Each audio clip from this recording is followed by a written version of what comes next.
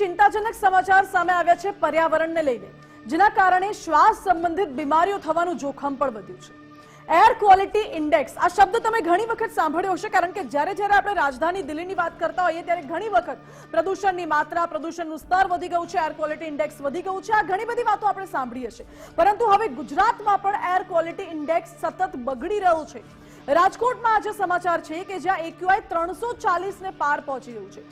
340 એટલે એ આંકડો છે કે જે ખૂબ ગંભીર શ્રેણીમાં ગણવામાં આવે છે। 200 થી ઉપર જો એક્યુઆઈ હોય તો એ ખરાબ શ્રેણીમાં ગણવામાં આવે છે। 200 થી નીચેનો એક્યુઆઈ પણ ખરાબ જ હોય છે, ખૂબ સારો નહીં પણ ઓકે। 200 થી ઉપરનો એક્યુઆઈ હોય છે એ ખૂબ ગંભીર શ્રેણીમાં 340 જે રાજકોટમાં નોંધાયું છે, અને એમાં મુખ્ય કારણ એ છે કે બેફામ બાંધકામ, જે ધૂળની ડમરીઓ ઉડે છે, પ્રદૂષણ ફેલાય છે, વૃક્ષો કાપવામાં આવે છે। આ બધા જ કારણોના કારણે એક્યુઆઈ બગડી રહ્યું છે અને લોકોને શ્વાસ લેવામાં મુશ્કેલી પડી રહી છે। WHO મુજબ દરેક લાખ પબ્લિક હોય ત્યાં 1000 કરતા વૃક્ષ જરૂરી છે। જે વિસ્તારમાં 1 લાખ જેટલા લોકો વસવાટ કરતા હોય એ વિસ્તારની આસપાસ 1000 કરતા વધુ વૃક્ષ હોવા જરૂરી છે, જેથી એર ક્વોલિટી ઇન્ડેક્સ જળવાઈ રહે, સચવાઈ રહે। પરંતુ રાજકોટમાં વૃક્ષોની ભારે ખોટ છે। વૃક્ષોનું બેરોકટોકપણે વૃક્ષો કાપવામાં આવે છે તેવો પણ દાવો કરાઈ રહ્યો છે। બેફામ બાંધકામ થઈ રહ્યા છે, ધૂળના કારણે પણ શ્વાસ લેવામાં તકલીફ પડી રહી છે, જેના કારણે શુદ્ધ હવા નથી મળતી અને અશુદ્ધ હવાનું પ્રમાણ સતત વધી રહ્યું છે।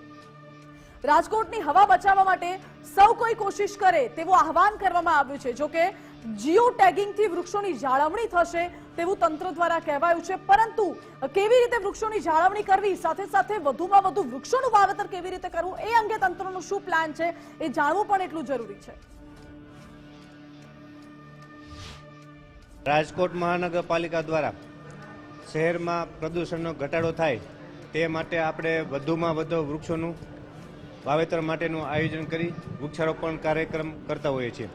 રાજકોટ શહેરમાં હાલે કેટલા વૃક્ષો છે, કઈ કઈ જગ્યાએ છે, કયા વિસ્તારમાં કેટલા વૃક્ષો છે, એ તમામ વૃક્ષોનું જે ઇન્ડિવિડ્યુઅલ વૃક્ષો છે એ ઇન્ડિવિડ્યુઅલ વૃક્ષોનું જીઓ ટેગિંગ કરી કઈ જાતનું વૃક્ષ છે, કેટલી ઉંમર છે, એમનું તંદુરસ્તી વૃક્ષની કેવી છે, કોઈ સુકાઈ ગયેલું છે, હેલ્ધી છે, આ તમામ પ્રકારની માહિતી આપણે એકત્ર કરીશું।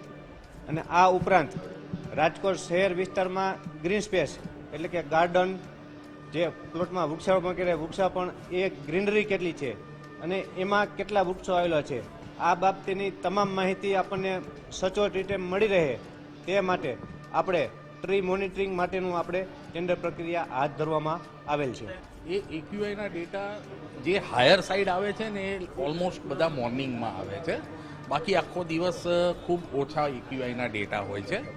એક્યુઆઈ સવારમાં વધારે આવવાના પણ કારણ છે, કેમ કે શિયાળો છે, ઠંડક છે, એટલે ઠંડીના કારણે જે હવાનું વજન વધી જાય, કોમ્પેક્ટ થાય હવા જે ઠંડકના કારણે, અને એ જે આખો દિવસનું જે પોલ્યુશન થયું હોય, જે હવામાં ભળ્યું હોય, એ પાછું સિટીની અંદર આવતું હોય, એટલે એ પ્રકારની જે હવામાનની જે અસરો થતી હોય એના કારણે આપણે એક્યુઆઈ વધારે આવે છે। અત્યારે એક્યુઆઈ આપણો ઓલમોસ્ટ સવારના ભાગમાં થોડોક વધારે આવે છે, બાકી પૂરા દિવસ નોર્મલ એક્યુઆઈ આવતો હોય છે। તંત્ર એવો બચાવ કરે છે કે સવારના ભાગમાં માત્ર એક્યુઆઈ વધારે આવે છે, બાકી થોડા દિવસમાં નોર્મલ એક્યુઆઈ થઈ જશે। પરંતુ આ કોઈ લોજિક નથી કે સવારે એક્યુઆઈ વધારે છે અને સાંજે ઓછો હશે, કારણ કે પ્રદૂષણનું માત્રા તો સતત વધી જ રહ્યું છે। હરવા ફરવા માટે હવાની ગુણવત્તા ઉત્તમ હોય, એક્યુઆઈની જે શ્રેણી છે તે આપણે જણાવી દઈએ કે એક્યુઆઈની જે શ્રેણી 0 to 50 હોય છે અગર, તો એ ઉત્તમ માનવામાં આવે છે। આ સાથે જો 51 થી 100 સુધીનો એર ક્વોલિટી ઇન્ડેક્સ નોંધાય તો તેની સામે સ્વાસ્થ્ય સંબંધિત બીમારી લાંબા ગાળે થઈ શકે છે। 51 થી 100 એટલે લાંબા ગાળે, ખૂબ લાંબા ગાળે સ્વાસ્થ્ય સંબંધિત સમસ્યાઓ સર્જાઈ શકે છે। જો 100 થી વધારે એર ક્વોલિટી ઇન્ડેક્સ હોય છે, 101 થી લઈને 200 સુધી હોય છે, તો શ્વાસ લેવામાં તકલીફ પડે, ફેફસા સંબંધિત બીમારી થવાની શક્યતા રહે છે। 101 થી 200 સુધીનું જે એક્યુઆઈ હોય છે એ પણ ગંભીર ગણવામાં આવે છે, એ પણ ખરાબ ગણવામાં આવે છે। તો 201 થી 300 સુધીનું જે એક્યુઆઈ છે તો ખૂબ ગંભીર હોય, જેમાં હવાની ગુણવત્તા એટલી નબળી હોય કે જ્યાં લોકોએ બહાર જવાનું પણ ટાળવું જોઈએ। બહાર જવાથી પણ શ્વાસ સંબંધિત સમસ્યાઓ સર્જાઈ શકે છે, તમારા ફેફસાને અસર થઈ શકે છે। હવે એમાં પણ અગર એક્યુઆઈ 300 થી વધારે હોય છે, 300 થી 400, તો લોકોએ ઘરમાં જ રહેવું જોઈએ તેવી સલાહ ઘણા નિષ્ણાંતો દ્વારા આપવામાં આવતી હોય છે. બારી બારણા સંપૂર્ણ રીતે બંધ રાખવા, બહારની જે અશુદ્ધ હવા છે તે અશુદ્ધ હવા ન લેવી અને ઘરની ચોખ્ખી હવા લેવી એવો આગ્રહ રાખવામાં આવતો હોય છે. રાજકોટમાં એ જ શ્રેણીમાં AQI પહોંચ્યો છે 340. એનાથી પણ વધારે હોય. જો 400 થી 500 ની વચ્ચે હોય તો ગંભીર રોગથી પીડિત જે લોકો હોય તેમની માટે એર ક્વોલિટી ઇન્ડેક્સ 400 થી 500 ની વચ્ચે ખૂબ ઘાતક માનવામાં આવે છે. ગંભીર રોગથી પીડાતા હોય તો તેમને ઘરની બહાર ન નીકળવું જોઈએ તેવી પણ સલાહ ઘણા બધા એક્સપર્ટ્સ દ્વારા આપવામાં આવે છે. અને દિલ્હીમાં જે પ્રકારે એર ક્વોલિટી ઇન્ડેક્સ આપણને જોવા મળે છે તે મોટા ભાગે ક્યારેક 300 થી 500 ની વચ્ચે રહેતું હોય છે એર ક્વોલિટી ઇન્ડેક્સ. હવે રાજકોટમાં પણ ક્યાંક ને ક્યાંક અત્યારે એટલું જ એર ક્વોલિટી ઇન્ડેક્સ નોંધાયું છે.